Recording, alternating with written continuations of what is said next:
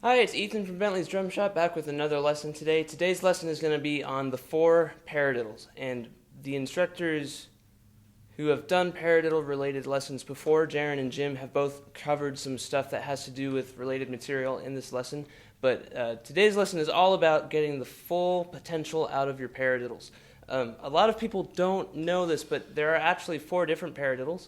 And in stick control, I don't have a copy handy with me right now. But the moment it's on like the first page, and the moment that book introduces the paradiddle, the following 3 sticking exercises it gives you are actually other versions of the paradiddle where we're just taking a permutation of that and we're shifting it over, similar to how we did the inverted doubles in my last lesson. So not only can a paradiddle be right, left, right, right, or left, right, left, left. That's the basic single paradiddle. It can also be the inverted paradiddle that Jaren just did a lesson on his Pad Time with Jaren lesson, and that can be right, left, left, right, or left, right, left, right, right, left, right, left, right, left, right, left. And I'm going to have all of these down in the description for you as well, so you can keep track of these stickings. So that's the inverted paradiddle. We can also have a reverse paradiddle that is it's sometimes called a mill, so right, right, left, or left, left, right, putting the double first and then the para, the 2 singles at the end. And then we can have the last of the 4 paradiddles, which is right, left, and we're putting the double on the last and the first note. So right, left, right, left, right, left, right. That one's absolutely the hardest of the 4, especially if you're working with accenting them. Not Jaren's last episode, but I think the first one that he worked with moving accents around the 16th note grid. That's going to be really, well, at the end of that lesson, he started moving accents over the 16th note grid with paradiddles, and that sounded like this.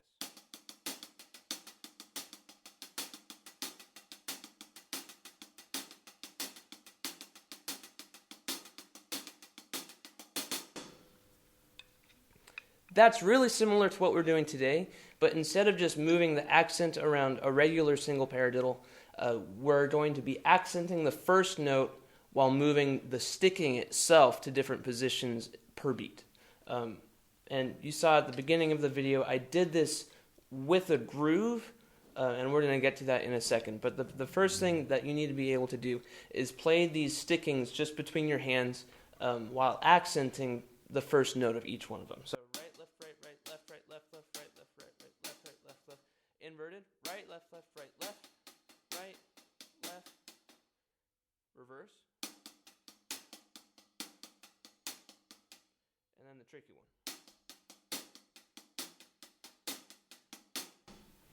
So practice that first. Get all of those in your hands comfortably. And then when you have those, increase the speed. You can actually displace the accent on top of each one of those as a starting place. So if I wanted to do the inverted paradiddle, right, left, right, or left, right, left, I can do Jaren's first exercise where we're taking the accent and putting it on each of those notes with that sticking.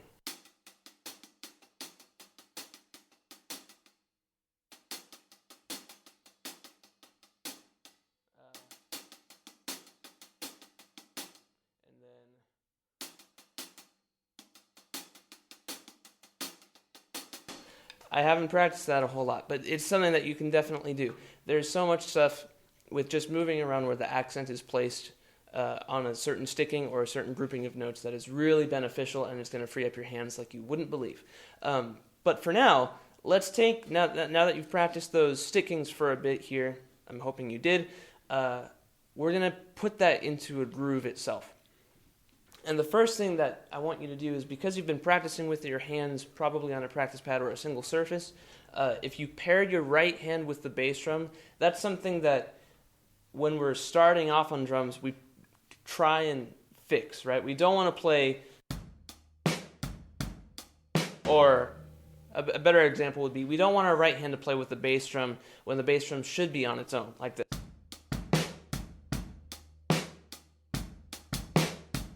And I see a lot of students do that from time to time. But with this, when we're doing these paradiddle grooves, it makes perfect sense to put the bass drum with the right hand in the beginning, and then we can switch the right hand to a different ostinato, like I mentioned in the video before. So yeah, let's start with putting the right hand with the bass drum first. So we're going to do this regular single paradiddle first. Let's just get the sticking down. We'll add accents to it later. So paradiddles.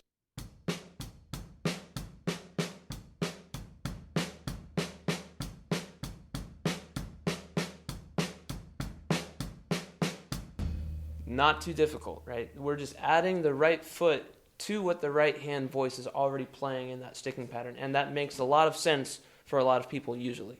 Now what we're going to do is we're going to accent the backbeat position for the snare drum. So when we play the left-handed paradiddle, we're actually going to accent that pretty heavily, and try your best to keep the other left hands pretty quiet. We're going to use those as ghost notes. So just by adding that little bit of dynamic variance, we're going to see a lot more contour to the groove, and it's going to sound way cooler, I think.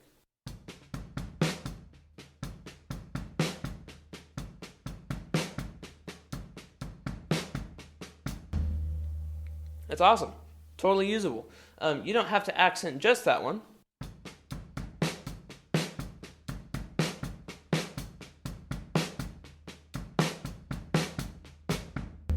You could do whatever you want. But the goal here is to at least be able to get that solid backbeat with the paradiddle groove as it's written like that. So that would be step one.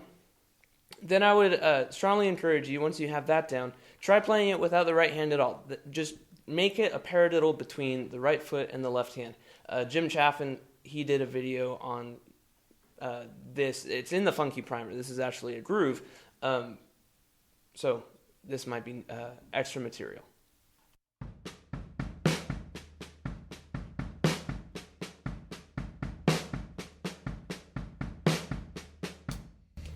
Cool. If you can do that, start trying to put different ostinatos in the right hand. Eighth notes are great.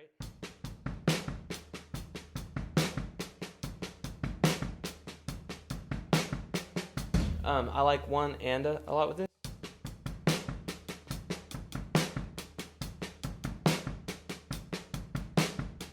One E and.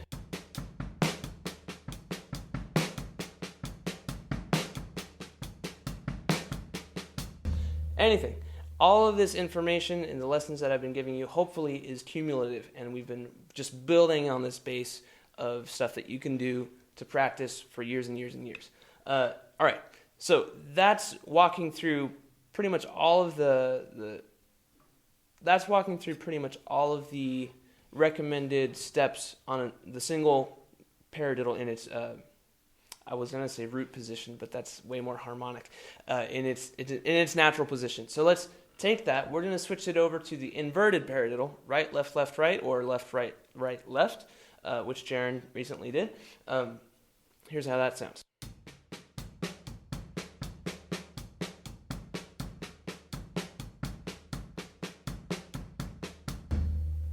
Awesome. I think this one sounds a little bit less square. I say that a lot, especially with the inverted doubles. I said that a lot in that exercise. But this one, I think it makes a great group.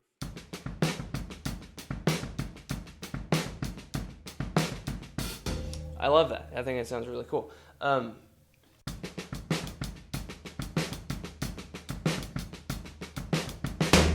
So take that through the same steps that you did the first paradiddle groove, and next up would be the mill or the reverse paradiddle.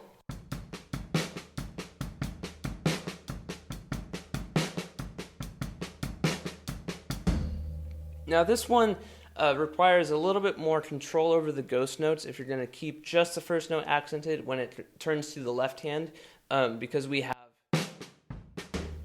and having an accent and then a ghost note can be kind of tricky to make really, really separate in how they sound. It takes a little bit of a control stroke or a downstroke. You know, I have my own technique theory that we could get into on another lesson, but basically, if you can keep the stick from bouncing as high, and you can have it finish really low, then getting that tap is just as simple as just slightly turning your wrist in toward the head. You might want this with a more open sound.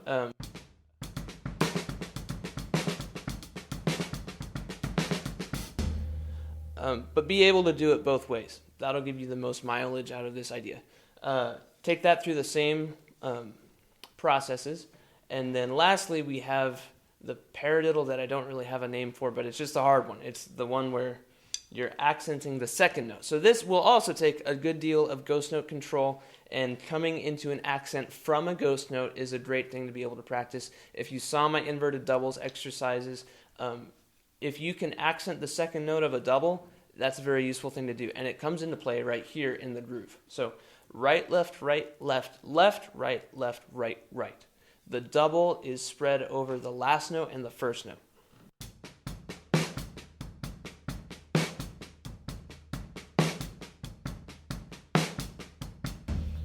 That one's probably going to need a lot more practice at a slower volume in order to get the hang of, but that's totally okay. Everything in this comes at your own pace, without a doubt.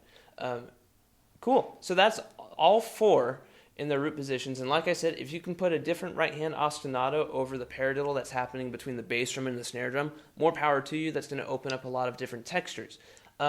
Once you have all 4 down, I would highly encourage switching between them during the measure. So if we have these as 16th notes, 1 E and a 2 E and a 3 E and a 4 E and a, then what we can do is I can say, all right, I want to do the inverted paradiddle and then the paradiddle. So right, left, right, left. That changes. It's no longer the same sticking, but on the other hand. I'm actually going to change the paradiddle to the other hand, and we get way more options here.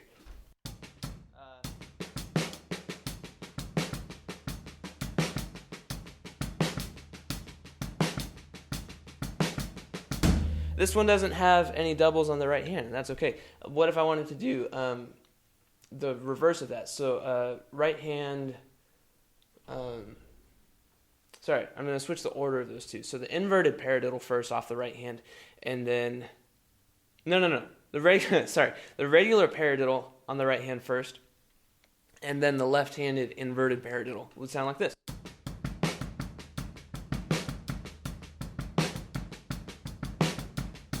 That's awesome.